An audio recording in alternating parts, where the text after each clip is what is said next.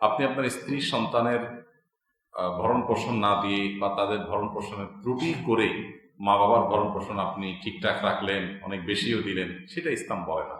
কার হক কতটুকু সেটা বুঝে সেটা আদায় করতে পারা, এটা হলো একজন ইমানদারের কর্তব্য। সেটা আদায় করার চেষ্টা করা যে কার হক কতটুকু, স্ত্রীর কতটুকু পাওনা, সন্তানদের কতটুকু পাওনা, মা বাবার কতটুকু পাওনা।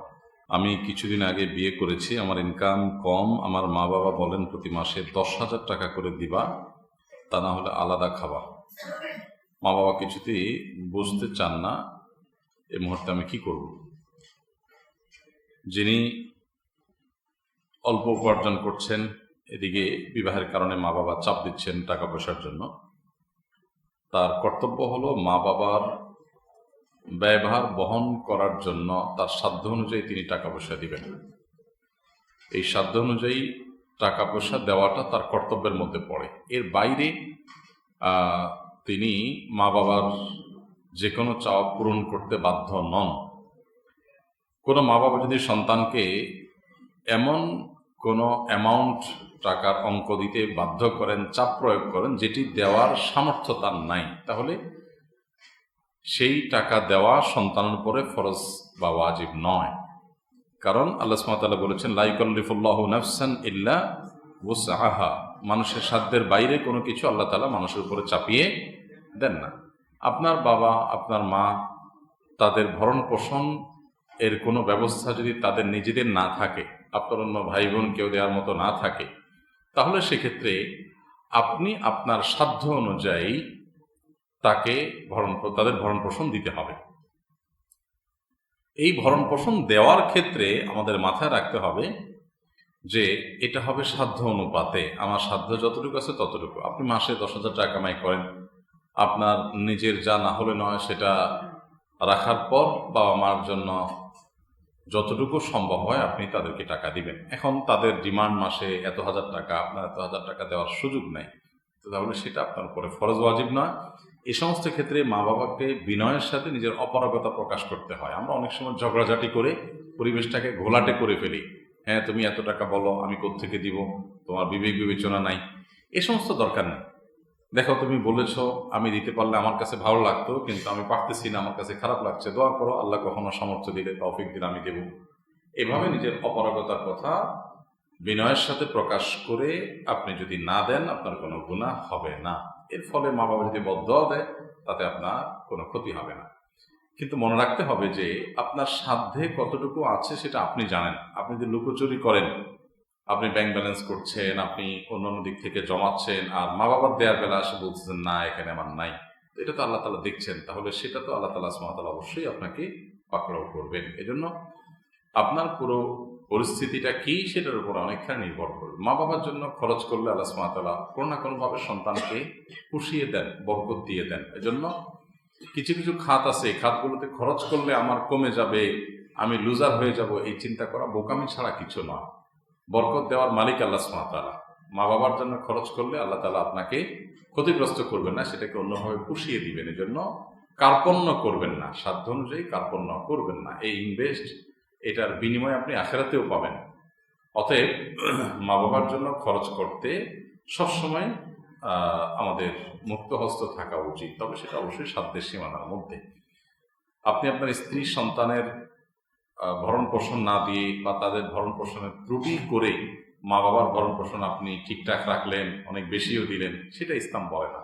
কার হক কতটুকু সেটা বুঝে সেটা আদায় করতে পারা, এটা হলো একজন ইমানদারের কর্তব্য। সেটা আদায় করার চেষ্টা করা যে কার হক কতটুকু, স্ত্রীর কতটুকু পাওনা, সন্তানদের কতটুকু পাওনা, মা বাবার কতটুকু পাওনা। আমি কোনো এক জায়গায় যদি বেশি করে ফেলি, এমনকি মা বাবার বেলায়ও যদি বেশি করে ফেলি, আর এদিকে স্ত্রী সন্তানের কোনো প্রকার হকে ত্রুটি হয়, তাহলে তার জন্য আল্লাহর কাছে আমাকে দায়ী হতে হবে। আবার স্ত্রী সন্তানকে প্রায়োরিটি দিয়ে মা বাবার হকে ত্রুটি করে ফেললাম, সেজন্য আল্লাহর কাছে দায়ী হতে হবে। মা বাবার যদি খরচ দেওয়ার প্রয়োজন না হয়, তাহলে মা বাবার ভরণ পোষণ দেওয়াটা সন্তানের জন্য ফরজ হয় না। যেমন মা বাবার নিজস্ব ইনকাম আছে, উপার্জন আছে, যেভাবেই হোক তাদের মাস চলে, খেয়ে পরে বেঁচে থাকতে অসুবিধা হয় না, এই ব্যবস্থা আছে, তাহলে সন্তানের পরে তাদের ভরণ পোষণ দেওয়া ফরজ হয় না।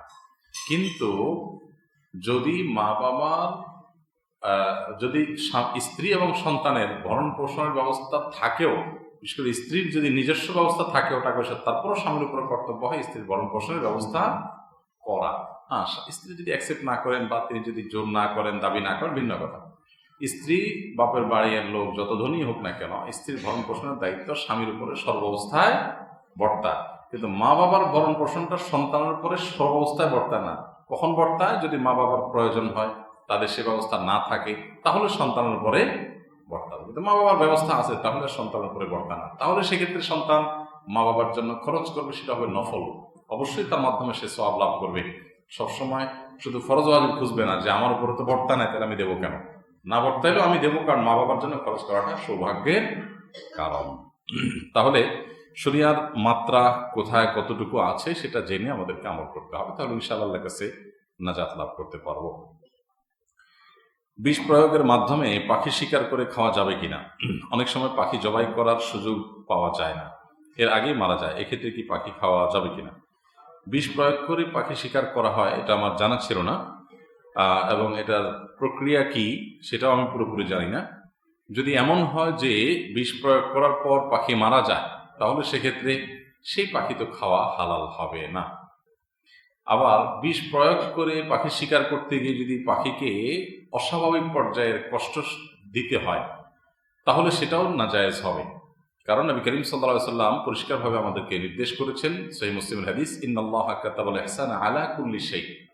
আল্লাহ তাআলা প্রত্যেকটা বস্তুর প্রতি আমাদেরকে অনুগ্রহ করবার নির্দেশ জারি করেছেন, ফরজ করে দিয়েছেন। এজন্য আমরা কোনো পশু যদি জবে করে খেতে হয়, সেক্ষেত্রেও পশুকে অপ্রয়োজনে কষ্ট দিতে আমাদেরকে পরিষ্কারভাবে নিষেধ করা হয়েছে। এজন্য নবী আলাইহিস সালাম বলেছেন, কোনো পশু জবে করলে, কোনো পশু পাখি হালাল পশু জবে করে খেতে হলে চাকু ছুরি ভালো করে ধার দিয়ে দিবে, যাতে করে অহেতুক পুচিয়ে পুচিয়ে তাকে কষ্ট দিতে না হয়।